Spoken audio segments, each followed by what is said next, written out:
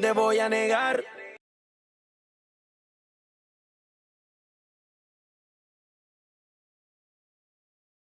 La mécanique et ses équipements. Comprendre comment fonctionne le véhicule et ses équipements permet au conducteur de mieux utiliser son véhicule afin qu'il pollue moins, consomme moins. C'est aussi être conscient que l'entretien du véhicule a une grande incidence sur le comportement du véhicule en situation d'urgence. Les thèmes de ce cours sont le fonctionnement, le poste de conduite, l'entretien et le dépannage. Le fonctionnement. Le fonctionnement de l'ensemble. Le châssis est conçu pour se déformer à certains endroits et à résister à d'autres, afin de protéger les occupants de l'habitacle en cas de choc. Le moteur est commandé par la pédale d'accélérateur. Il entraîne au moins 2 roues de la voiture. Entre le moteur et les roues, il y a la boîte de vitesse qui peut être manuelle ou automatique. La transmission est composée de l'embrayage et de la boîte de vitesse. Elle transmet le mouvement de la puissance du moteur vers les roues. L'embrayage permet principalement de changer les vitesses. Il permet ponctuellement de démarrer la voiture progressivement et de manœuvrer le véhicule à allure lente. Attention, il ne sert pas à freiner. La boîte de vitesse permet d'adapter la puissance et la vitesse du moteur à la demande. La première et la deuxième vitesse sont très puissantes et ont une faible allure, alors que la quatrième et la sixième vitesse, l'allure est vive mais la puissance est réduite. Avec une boîte de vitesse automatique, le passage des vitesses et l'embrayage sont commandés par un calculateur électronique. L'embrayage disparaît du poste de conduite et le pied gauche du conducteur ne travaille plus. Les roues. Les roues motrices sont à l'avant pour les tractions et à l'arrière pour les propulsions. Elles sont à l'avant et à l'arrière pour les 4x4. La suspension est composée d'un ressort et d'un amortisseur sur chaque roue. La tenue de route est diminuée sur les amortisseurs, qui sont défaillants. Les pneus doivent être identiques sur un même essieu, la même marque, le type et les caractéristiques. En cas de crevaison, il est possible de ne pas respecter cette règle le temps du dépannage. La partie du pneu qui est en contact avec le sol est la bande de roulement. Les sculptures sont les dessins moulés en creux et en relief dans la bande de roulement. Elles servent à évacuer l'eau sur route mouillée. La structure d'un pneu est la façon dont la carcasse d'un pneu est fabriquée. La majorité des pneus est équipée de pneus à structure radiale. La marque, le type et les caractéristiques du pneu sont indiqués sur la partie visible du pneu. C'est le flanc du pneumatique. Une roue de secours, aussi appelée galette, n'est pas obligatoire dans un véhicule. Au minimum, vous pouvez utiliser le dispositif de réparation du pneu présent dans le coffre. Si la roue est une galette, respectez la vitesse maximale préconisée. Les freins. Le frein principal est commandé par une pédale qui agit sur les 4 roues. Le frein à main agit sur les 2 roues arrière. Il maintient le véhicule à l'arrêt en l'absence du conducteur. Utilisation des freins. Lors d'un freinage d'urgence, appuyez énergiquement sur le frein sans bloquer les roues. Si elles se bloquent, relâchez la pression pour qu'elles recommencent à tourner et retrouvent leur adhérence, puis augmentez à nouveau la pression. Le freinage d'urgence avec un ABS, il faut appuyer à fond sur la pédale de frein et ne pas relâcher la pression même si vous sentez des vibrations. L'éclairage. La voiture est équipée de plusieurs dispositifs qui permettent de voir et d'être vus. À l'avant, les feux sont de couleur blanche. Ils sont visibles par les autres usagers et éclairent sur les distances différentes. Certains sont éblouissants, d'autres non. De nouvelles technologies améliorent la visibilité et l'éclairage du véhicule. Les ampoules LED ont des durées de vie plus longues que les autres types d'ampoules. Les feux adaptatifs tournent leurs faisceaux en fonction de la position du volant pour éclairer la trajectoire que le véhicule va suivre. À l'avant et à l'arrière, les clignotants qui fonctionnent par intermittence sont orange. Ils permettent surtout d'être vus et compris par les autres usagers. À l'arrière, les feux sont rouges avec des intensités variables. Certains sont de couleur blanche. Les feux de croisement sont asymétriques. Le feu du côté droit éclaire plus à droite qu'à gauche. Le poste de conduite. Pour accéder au poste de conduite, il faut ouvrir la voiture avec la clé de contact ou une carte. L'ouverture et le verrouillage des portes peuvent se faire à distance. Certaines clés sont équipées, en plus du verrouillage ou déverrouillage sélectif du coffre. Certaines clés peuvent même ne jamais sortir de votre sac. Elles commandent à distance l'ouverture du haillon et des portières. Mettre le moteur en marche. Le démarrage du moteur, sans insertion de clé, il suffit d'appuyer sur le bouton Start, tout en débrayant ou en freinant simultanément. Avec une clé, il faut déverrouiller l'antivol en tournant simultanément la clé et le volant. La position 2 permet d'écouter la radio. La position 3, les voyants d'alerte s'allument et la position 4 correspond à la mise en marche du moteur. Le tableau de bord. Le tableau de bord varie d'une voiture à l'autre. Les compteurs. L'indicateur de vitesse permet de vérifier l'allure. Le compte-tours indique le régime moteur.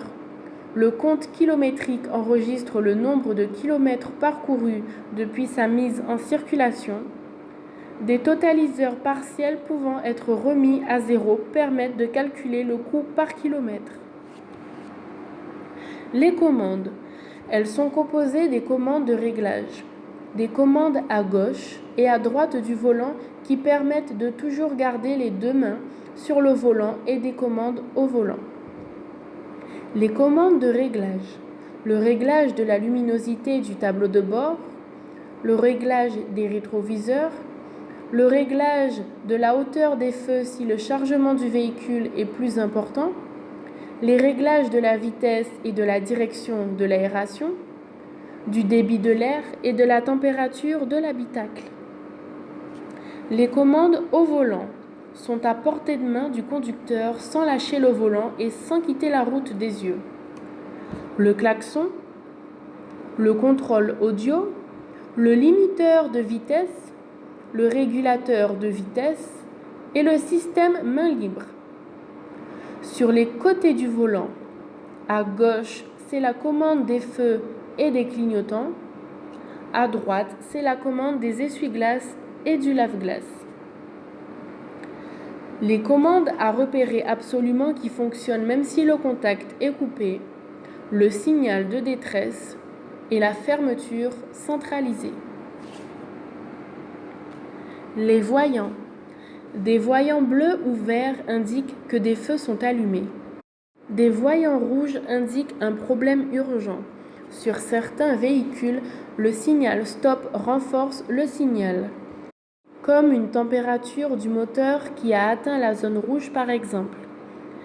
Des voyants orange sont des aides mémoire, comme pour indiquer que l'on roule sur la réserve du carburant par exemple. L'entretien et le dépannage.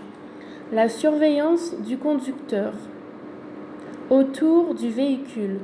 Vérifiez votre véhicule de bas en haut. Les premières vérifications doivent répondre à 2 questions. Les pneus sont-ils bien gonflés et en bon état? Y a-t-il des taches d'huile ou autre liquide sous la voiture? Un deuxième tour pour vérifier si les feux et les clignotants sont propres, en bon état de marche à l'avant et à l'arrière. Et enfin la propreté des vitres et l'état des essuie-glaces.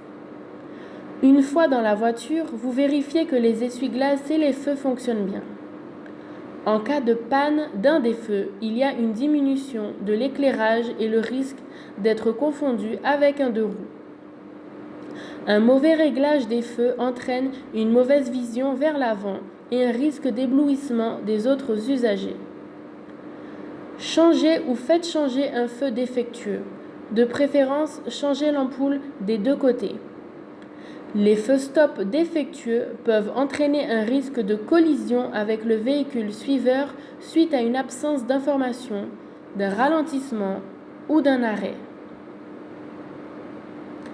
En plus du contrôle visuel quotidien, il faut vérifier vos pneus après avoir heurté un trottoir ou une pierre. Vous devez vérifier leur usure en utilisant les témoins. S'il reste 1,6 mm, le pneu est usé. Leur état général. Vous devez vous assurer qu'aucune boursouflure ou hernie n'apparaisse sur le flanc, car le risque d'éclatement est important. L'usure rapide ou anormale du pneu peut être la conséquence d'un défaut de parallélisme. Leur pression.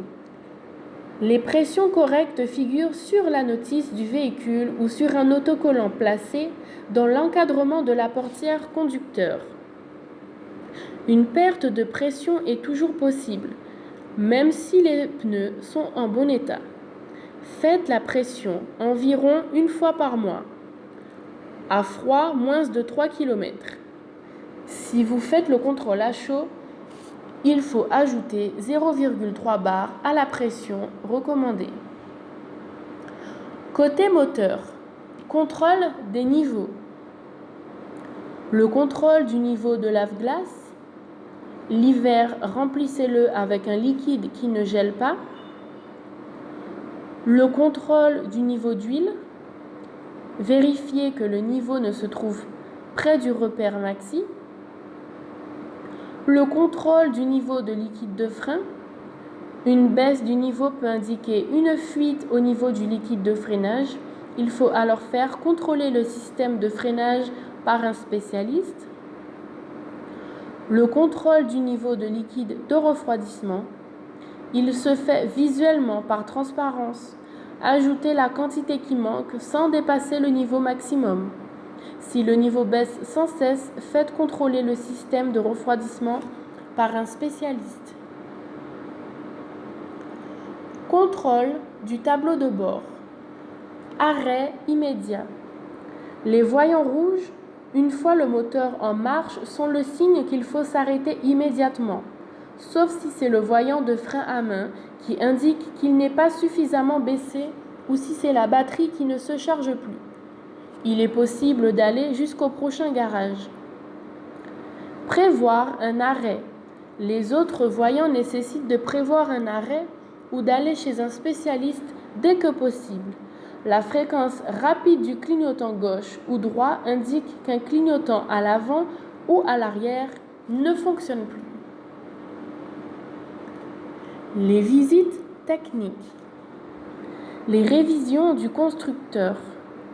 Il faut vérifier la périodicité sur la notice d'entretien. Ne pas faire ces visites peut entraîner la perte de la garantie en cas de panne ou de défaillance du véhicule. Généralement, c'est une visite qui se fait tous les 20 000 km et qui est aussi l'occasion de faire la vidange et de changer les filtres. Air, huile, gasoil. Le contrôle technique. La première visite doit se faire avant les 6 mois qui précèdent le 4e anniversaire du véhicule, à l'initiative du conducteur. Ensuite, le contrôle technique se fait tous les 2 ans. La date de validité de chaque contrôle est indiquée sur le certificat d'immatriculation et sur la vignette qui est apposée sur le pare-brise. Le contrôle technique doit être fait avant toute vente de la voiture, à moins que la visite date de moins de 6 mois. Les contrôles sont effectués sans démontage. Pratiquement toutes les parties, en cas d'anomalie, peuvent faire l'objet d'une contre-visite.